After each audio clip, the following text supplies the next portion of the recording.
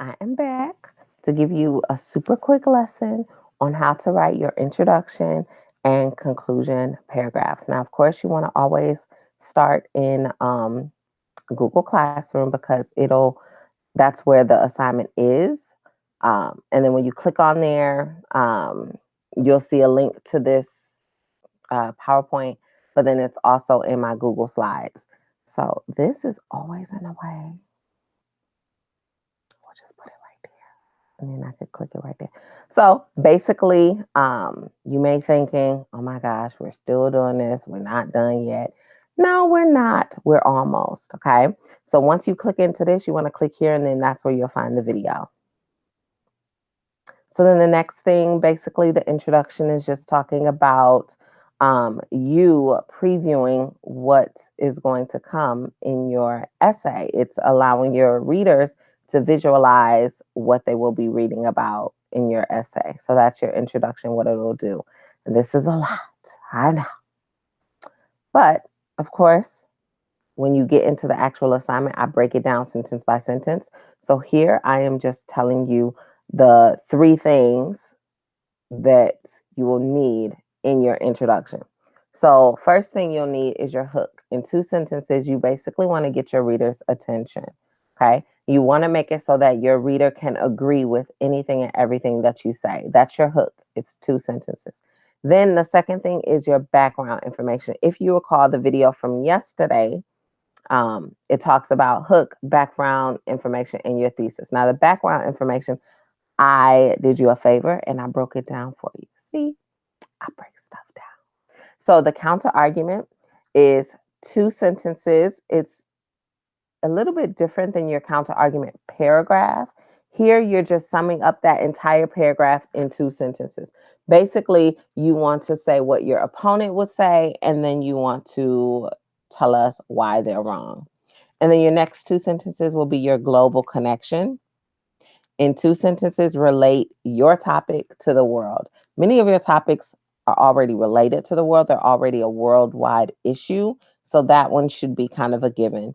And then the last thing you want to do in this section of this paragraph is take two more sentences and talk about how it relates to you.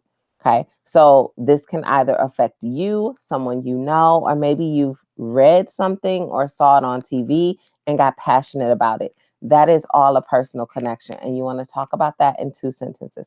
Then here, the last sentence of your introduction paragraph, it should be one sentence and that's your thesis statement. And boom, we already did that work a couple weeks ago. So what you want to do is go back to that assignment, copy and paste it, and put it there, right? So over here is a list of some sentence starters you want to use. You can look at those, but really I've already included them in your assignment. So all you got to do is just copy what I wrote and then take out everything that's underlined to put it in your own words. Some of you may be thinking this is too much work, but really, we've already written 2 to 3 paragraphs already. This is just the last step. Now let's head into our conclusion. That's basically where you're reflecting on what has happened and what you talked about in your essay. So your conclusion paragraph, bruh, this is so much. It's really not. It's only 8 sentences. And here I broke it down in 5 simple steps. So the first step you want to talk about, you want to give your topic sentence. That's basically where you restate what your topic is. The next sentence is just one sentence where you restate your opinion. So if you look at your thesis statement, remember your thesis statement was your opinion, then reason one, then reason two. Yeah, that was it. Your opinion, then reason one, and reason two. So your opinion of your thesis statement will go right here. You just make it into a complete sentence. Reason number one, obviously, you're going to make that into a complete sentence, but then in another sentence, you're going to elaborate. Now, it may not sound like it makes much sense now, but once I show you the assignment, then you'll be like, oh, that's one sentence. Oh, that's 2 sentences. It'll make sense once you see it.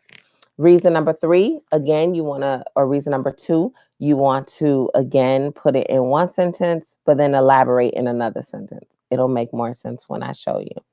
And then your call to action, that's your last one. Now, here is where you'll kind of need to do some thinking, some new thinking. If you recall, step one with your topic sentence, you already know what your issue is. Step two, your opinion. You already know what your opinion is because we wrote it a couple weeks ago. Step three and four, you know what your two reasons are because we've been writing about them 2 weeks ago again. So, call to action, that's really the only new thing here. But it's simple because all you have to think, what do you want your readers to do? Do you want them to make a poster? Do you want them to protest? Do you want them to change how they recycle things? Do you want them to talk to their friends about doing something specific or something special? Do you want them to start a group? Do you want them to start talking to other people to raise awareness? What physical, actual thing do you want them to do? Okay. Think about a verb. They should be doing a verb. Okay. A verb is an action word. So, what action do you want your readers to actually do? Now, of course, I'm going to break this down in Google Classroom for you. But before I do that, go, best friend. That's my best friend. That's my best friend. You see Yoda getting it? Let me see what he doing. He got it. He got it. So let me get you over here. So this is assignment number 16. If you scroll down, you'll see that this is the introduction paragraph, and down here is the conclusion paragraph, right? Similar format that we've done for the past 2 weeks. This is now our third week into this writing. Um, Basically, each box over here is a sentence. So this is a sentence, this is a sentence, this is a sentence, and it all equals about 9 sentences, right? So what you want to do over here, you always want to read my sample and then my template. So here you can literally start by saying for many, okay? And I start that way because I didn't underline it, right?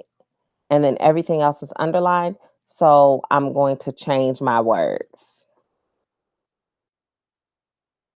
okay?